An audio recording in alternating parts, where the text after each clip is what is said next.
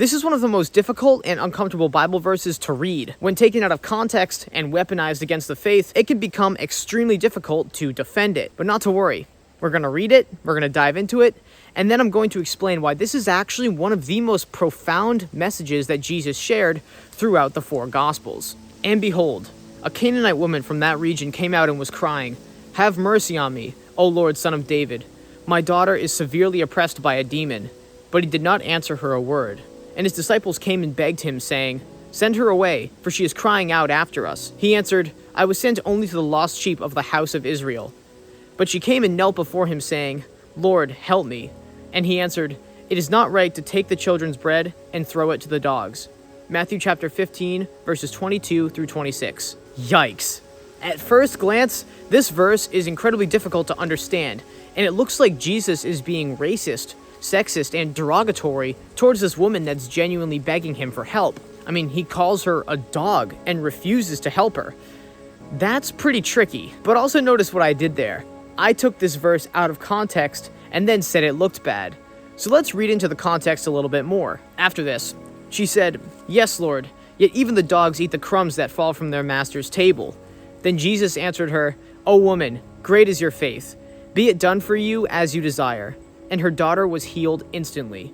Matthew chapter 15, verses 27 and 28. So immediately in context, we can see that Jesus actually doesn't refuse to help her at all. Now, I've heard it argued that Jesus reluctantly agreed to help her, which is just a horrendously dishonest interpretation of the text. But why does Jesus even say this in the first place?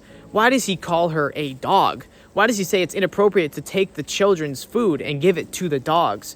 That seems pretty derogatory. But there are 2 explanations that make a lot of sense. And no matter which one is true, it completely validates what Jesus is saying and doing, and it actually goes to show that what Jesus is doing is not mean-spirited or immoral. In fact, he's doing it to paint an incredibly positive and profound image for all of those who are looking in on the situation and everybody who's reading the gospel. First, let's talk about who wrote this gospel. Matthew. See, Matthew was the author that wrote to evangelize the Jews. So Matthew is going to use places and terminology that the Jews understand as a people. And for those of you who don't know as well, the Canaanites were from Canaan, and they were a polytheistic group of people that worshipped pagan gods like Baal, who we see represented as a false idol. So with our understanding of Matthew's intention for writing this gospel, being it for the Jews, and also who the Canaanites were, polytheistic pagan idol worshippers, now we can dive into what Jesus meant. It's either one of 2 things. The first thing is that Jesus is setting up a metaphor. When he says it's not okay to take the children's food and give it to the dogs, he doesn't actually say dogs as a derogatory term for a dirty animal on the street. He actually says the word kinerion, which is Greek for puppy or little attractive dog.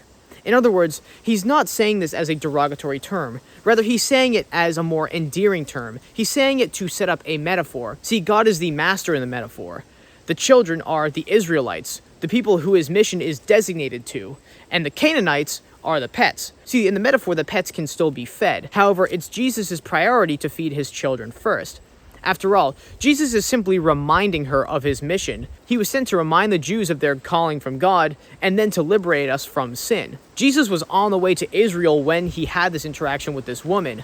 So when he says, it's not right to take the children's bread and give it to the dogs, he's basically metaphorically saying, it's not right for me to reprioritize my mission, which God intended to be for the Israelites right now, and then reprioritize it for the Canaanites, because they're pagan polytheists. See, he's not saying the Canaanites or this woman is lesser than the Israelites.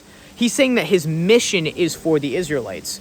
It's like saying if you have a priority in life to do something, it doesn't necessarily mean that other things or other people are lesser than that thing. It simply means that you're right now focused on the task at hand. So when Jesus says kinerion, which means puppy, he's basically saying, I have a mission and I cannot drift off that mission to help other people right now. However, this ultimately ends up being a test, and we'll get there. The second interpretation is that because Matthew is writing this gospel for the Jews, Jesus uses a word that the Jews understand. See, the Jews actually used this word to describe the Canaanites because the Canaanites were hostile and not very nice towards the Jewish people. So when he says kinerion, he's using a word that the Jews understand to mean the Canaanites. He's not using it to degrade this woman. He's using it to simply describe the woman in a way that the Jews would understand, because again, Matthew's gospel was written for the Jews. And what Jesus does after the fact shows and paints this extremely profound metaphor. So Jesus may not have even really said this exact term,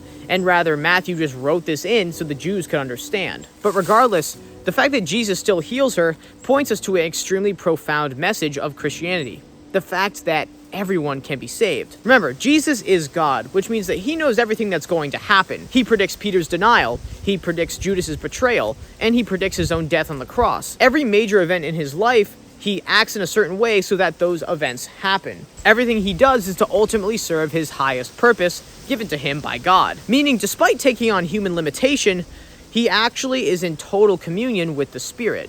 He's heavily in touch with the Spirit, which means he knows things are going to happen before they happen, as he is God, and as God is the Spirit. This being said, we have to take note that Jesus knew what this woman was going to do before she did it. He was simply putting her faith to the test. When she persists, despite Jesus turning her down, he's just demonstrating that no matter where you're from, who you are, what mistakes you've made, what beliefs you've had beforehand, as long as you put your unwavering faith in Christ, he can save you regardless. When the woman persists, despite everyone around her being pagan, despite everyone around her not approving of her beliefs, and despite the area around her not approving of the Jews even, Jesus still saves her because she has faith in him. This paints the image that Jesus is for everyone, and he came to save everybody. It was incredibly unorthodox for a Canaanite woman who should have been pagan to confess that Jesus was Lord. But once Jesus tests her faith and sees that it's genuine and true, he has absolutely no problem helping her. He uses this opportunity to demonstrate to his disciples and those who are reading the gospel